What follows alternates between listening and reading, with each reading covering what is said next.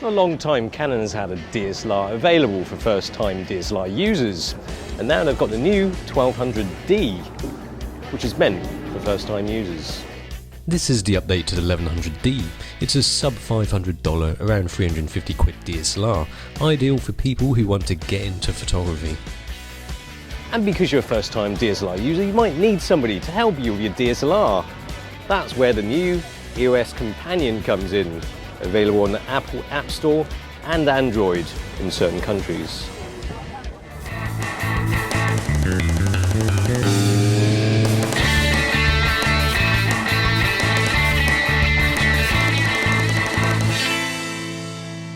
The EOS Companion app is designed for first-time users to familiarise themselves with the 1200D functions and also give tips on how to use those functions. Who needs real photography smart-ass friends? At least there's no chance of it being a snob.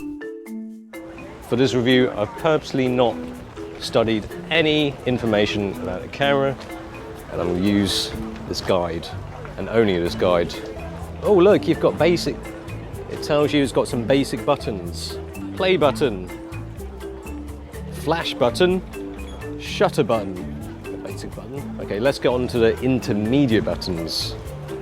Red dot. Is that even a button? Where's the red dot? That's why it's intermediate, because I can't find it.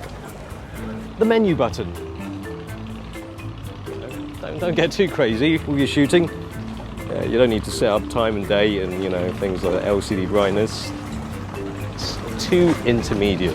Well, the app does make it easy to understand the workings of your new camera, but there really isn't much to the camera anyway. It's quite a basic layout. The key thing about this camera is that it's lightweight. There's not many buttons to it, so it's easy to use.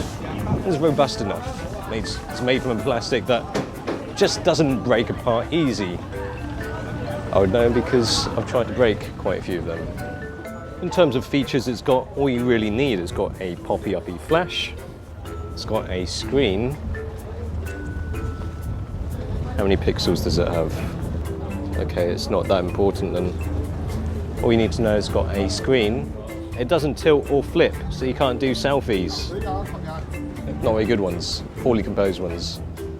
And one annoying thing for some people would be that it's got the SD card in the same compartment as the battery. There's no touch screen, so it makes fiddling with the menus fiddly at first if you're a complete beginner, but to be honest, things are made relatively simple with the fact that it's got a guide for everything. The great thing is, this guide sounds like I've been paid to say this. It sounds like an advert. Here we are. Get inspired by our photo challenges. This sounds fun. Do you need some inspiration? Yes, I do. See, there's two cards here, topic and approach. Let's start. This is fun. Oh, flower. So the topic is flower. Approach, child's eye view. Take a photo from a low angle. Why does it have to be child? Midgets too. Don't discriminate. Of course, one thing you might want to bear in mind is that this doesn't have a tilty flippy screen, so if you want to get low down, you have to get low down too. Unless you use a timer.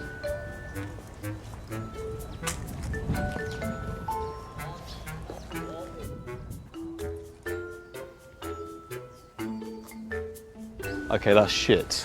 But thankfully we have live view. The screen is a 3-inch 460K item. They've certainly gone cheap with this. One problem with it is that the focusing is a little bit slow.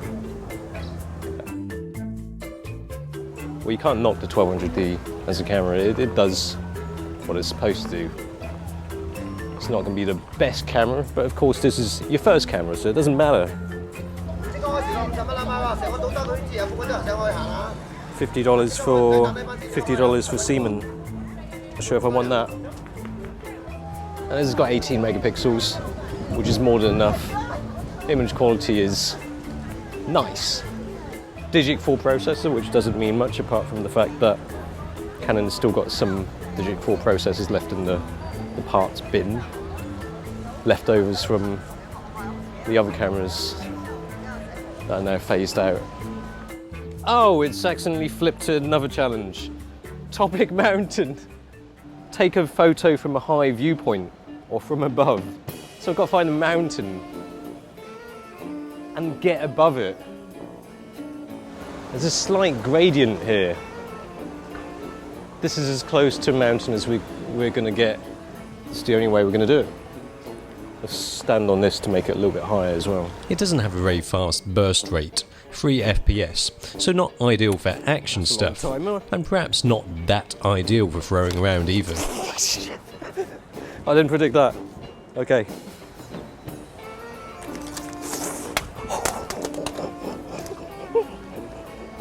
That's one good thing about light camera, is that it doesn't break that easy. Look at that, it's still working. That was good. Done. Oh, okay, topic water, child's eye view. I can see a pattern here. Water, child's eye view. With this companion, it actually tells you how to use things like TV and AV. Here we are, freeze the action. Naturally, when one is shooting at a seaside town, one looks to a bottle of water when it comes to photographing water. The 1200D has a maximum shutter speed of 4 thousandths of a second, pretty standard stuff. That is the first and last time I ask for fist action from a guy. Food, fast.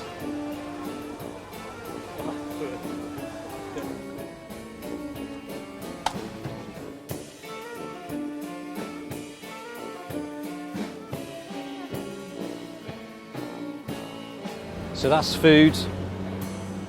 Fast food done fast. There you go. So you have the 50 FPS in a 720 mode, so you can do slightly slow-mo, not really proper slow-mo. But at least you've got full 1080p recording now. And of course they leave some things out because of the basic model. They don't want to make it as good as a 5D, as good as the more expensive ones. It doesn't have mic input. Video, you can still have the manual audio level adjustments, but then you've got the crap mic. It's a basic camera, a basic DSLR. It's still incredibly useful for intermediate shooting.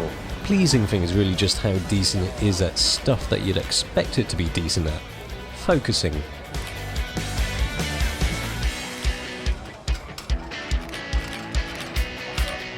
There will come a time when you're using this camera and you don't need the companion anymore because you can please yourself.